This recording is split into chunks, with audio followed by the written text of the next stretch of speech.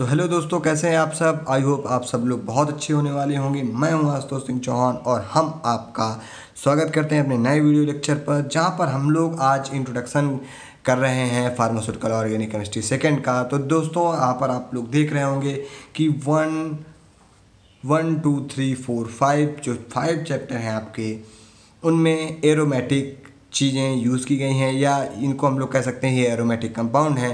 तो एक्चुअल में जब ये एरोमेटिक कंपाउंड हैं, हम लोग इनके बारे में पढ़ने वाले हैं, तो क्यों ना हम इनका कुछ बेसिक कॉन्सेप्ट है वो क्लियर करते हुए चलें। तो इसीलिए मैंने बेस कॉन्सेप्ट को क्लियर करने के लिए यहाँ पर लिया हुआ है एरोमेटिक हाइड्रोकार्बन्स। तो एरोमेटिक कंपाउंड्स के बारे में हम लोग पढ़ने वाले हैं। तो एरोमेटिक कंपाउंड को गाइस सबसे ज़्यादा पहले कहते हैं आल्सो नोन एज एरीन्स, मतलब इनको एरीन कहते हैं। तो एरीन में क्या होता है, बेंजीन आ जाता है, नेफ्थलीन आ जाता है, एंथ्रासीन आ जाता है, ईटीसी। मतलब कुल मिला के अगर हम लोग एरोमेटिक कंपाउंड के बारे में जानें तो ऐसे कंपाउंड जो बेंजीन का स्ट्रक्चर कंटेन करते हैं वही क्या होते हैं, एरोमेटिक कंपाउंड होते हैं। उनके बाद उनमें कुछ सब्स्टिट्यूएंट ऐड होते हैं, जैसे ClBr या अदर कोई बेंजीन रिंग या कोई अदर कंपोनेंट ऐड होता है, तो वो क्या कहलाते हैं, एरोमेटिक हाइड्रोकार्बन कहलाते हैं। एरोमेटिक हाइड्रोकार्बन को हम लोग एरीन्स भी कहते हैं। और इनमें क्या होती है, एक विशेष प्रकार की सुगंध होती है, मतलब एरोमा लाइक ऑर्डर होता है, तो विशेष प्रकार की सुगंध होती है। अगर हम लोग इनकी बात करें तो एरोमेटिक कंपाउंड को हम लोग कहाँ से निकालते हैं, तो बहुत जगहों से निकाल सकते हैं। जैसे इसका एरोमेटिक कंपाउंड का जो मेन सोर्स है वो कोल सोर्स भी है। डिस्टिलेशन ऑफ कोल तार से भी हम लोग निकालते हैं। तो वहाँ पर कोल तार के जो डिस्टिलेशन है वहाँ पर कई सारे तेल होते हैं, कई सारे ऑयल होते हैं, जैसे लाइट ऑयल, मीडियम ऑयल और एंथ्रासीन ऑयल और कई सारे अदर्स ऑयल होते हैं। उन पे जब हम लोग डिस्टिलेशन करते हैं उनका, तो हम लोग वहाँ पर बहुत सारे जो एरोमेटिक कंपाउंड हैं उनको निकालते हैं।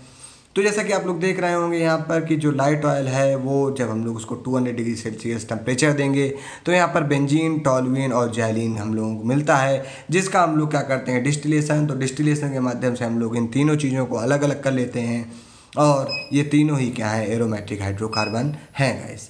तो अब उसके आगे आते हैं बिना देरी किए हुए नॉमेनक्लेचर ऑफ एरोमेटिक हाइड्रोकार्बन्स।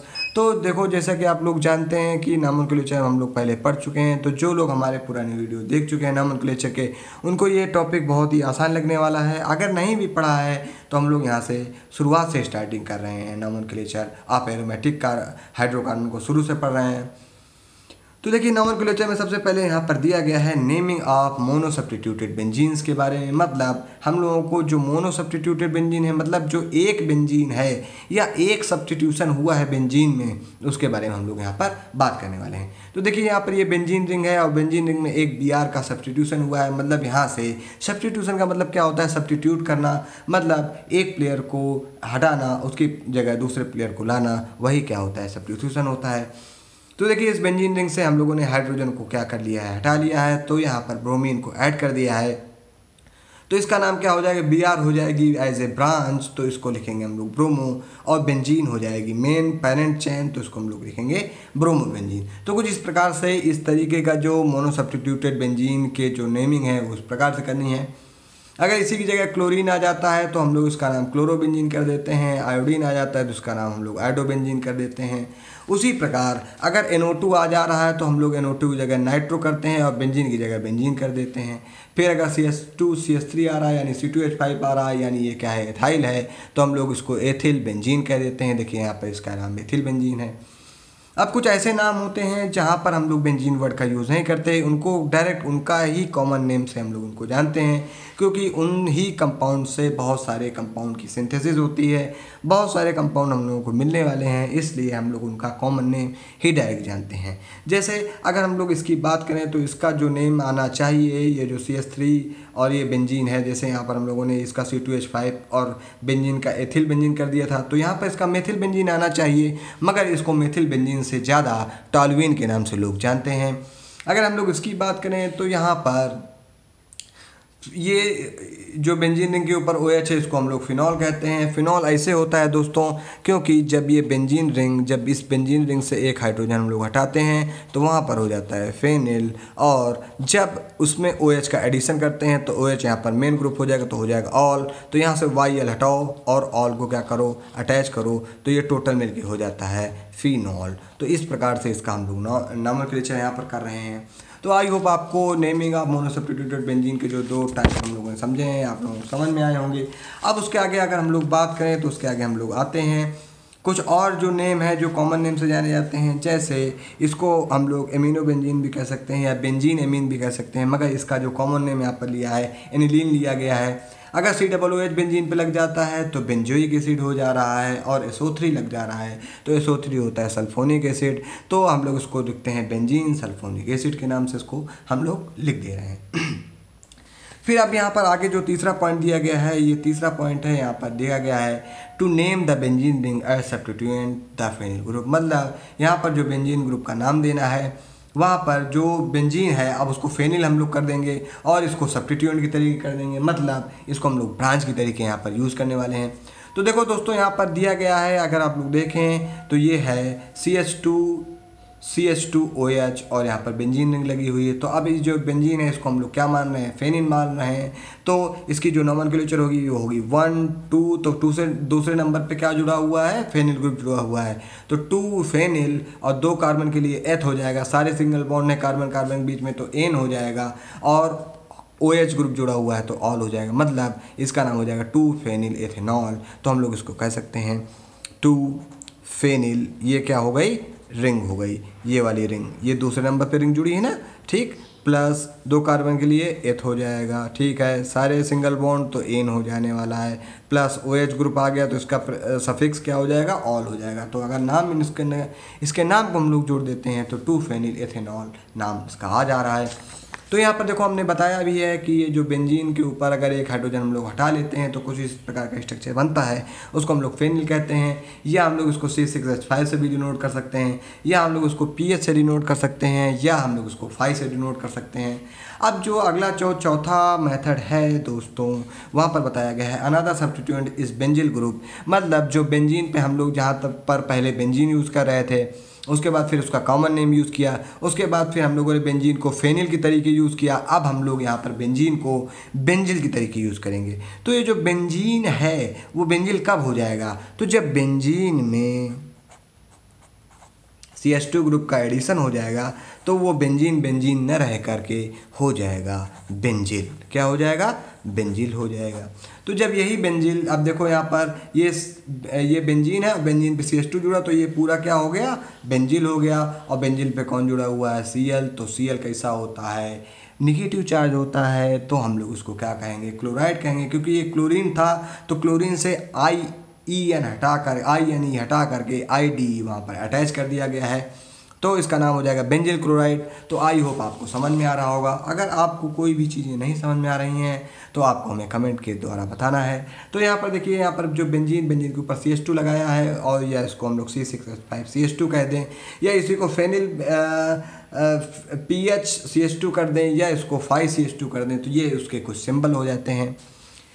अब जो दूसरा मेथड है वो naming of di substituted benzene. मतलब जहाँ पर डाई सब्स्टिट्यूशन हुआ, मतलब 2 हाइड्रोजन हटे हों और 2 कोई ग्रुप जुड़े हों, जिनमें से कोई एक फंक्शनल ग्रुप भी हो सकता है, या कोई ब्रांच, 2 अलग अलग ब्रांचेस हो सकती हैं, या एक फंक्शनल ग्रुप या एक ब्रांच हो सकती है। तो देखो, अगर किसी भी बेंजीन पर अगर अपर पोजीशन पर फंक्शनल ग्रुप लगा हुआ है तो उसके जस्ट अगल बगल वाली पोजीशन आर्थो हो जाती हैं, उसके जस्ट नीचे वाली मेटा और उसके जस्ट नीचे वाली पैरा। तो इसका जो कॉन्सेप्ट है ये है OMP, ठीक है, ओम प्रकाश पागल,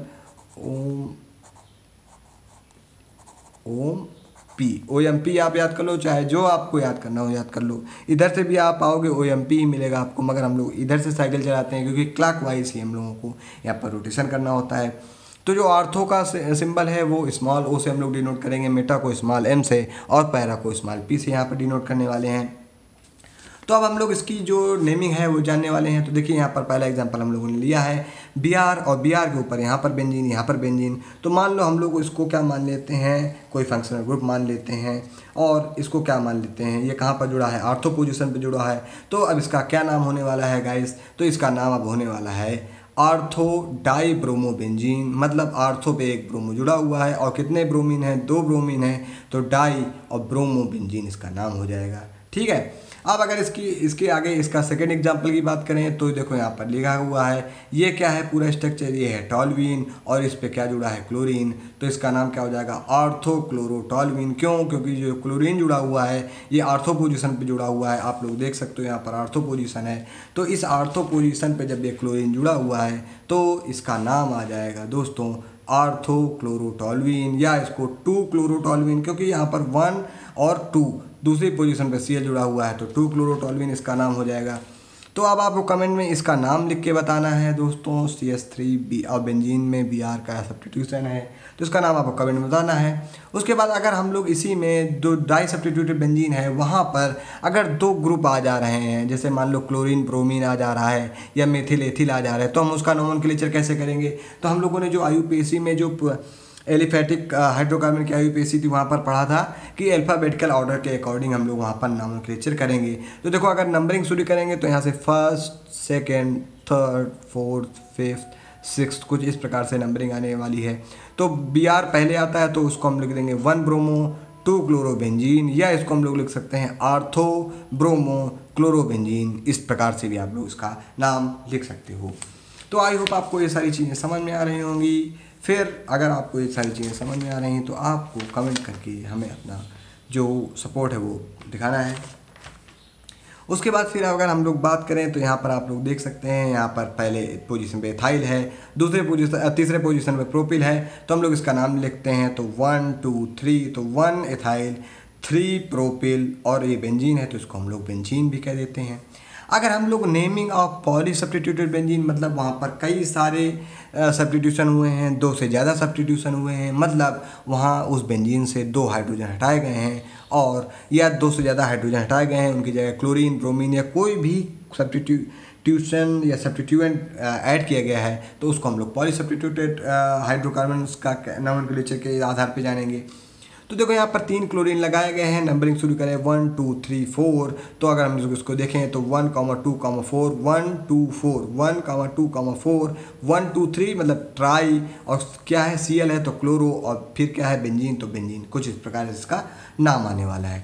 ठीक है, तो अब क्या है, अब हम लोग इसका एक और लास्ट नाम जान लेते हैं। तो देखो यहाँ पर CH3 जुड़ा हुआ है और यहाँ पर 1 2 3, तो अगर नंबरिंग शुरू करें तो CH3 से आ जा रही है नंबरिंग, तो CH से शुरू होगी नंबरिंग तो हो जाएगा 1 2 3 4 5 6, तो आप लोग देख रहे हैं दूसरी पोजीशन पर, चौथी पोजीशन पर और छठवीं पोजीशन पर NO2 जुड़ा हुआ है। एक मिनट गाइस,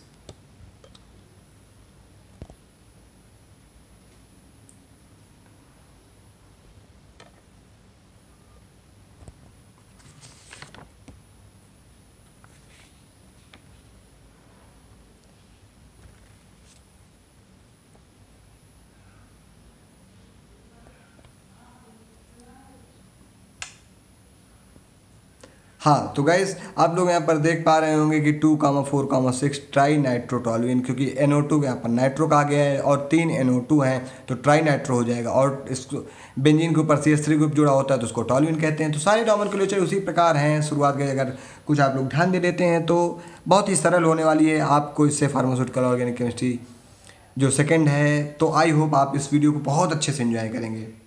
इसका नाम देखें तो देखो यहाँ पर बेंजीन के ऊपर OH लगा है तो यानी ये क्या हो जाएगा, फिनॉल हो जाएगा, और 1 2 3 ब्रोमीन लगे हैं, कहाँ पर लगे हैं 2 4 और 6 पोजीशन पर, तो 2 4 6, तो यहाँ पर इसका नाम हो जाएगा 2 4 6 ट्राई ब्रोमो फिनॉल, इसका नाम हो जाने वाला है। ठीक है, तो ये था अपना कॉमन इंट्रोडक्शन जो पूरी जो आपकी ऑर्गेनिक केमिस्ट्री है उसके लिए। तो आई होप आपको ये सारे वीडियो बहुत अच्छे समझ में आए होंगे। तो आपको क्या करना है, लाइक करना है, शेयर करना है और सब्सक्राइब करना है, और अपने दोस्तों को ये सारी चीज़ें शेयर करनी है और हमें सपोर्ट करते रहना है। तो इसका नाम देखिए 2 4 6 ट्राई ब्रोमोफिनॉल हो जा रहा है। तो बहुत बहुत धन्यवाद दोस्तों, नमस्कार, आभार।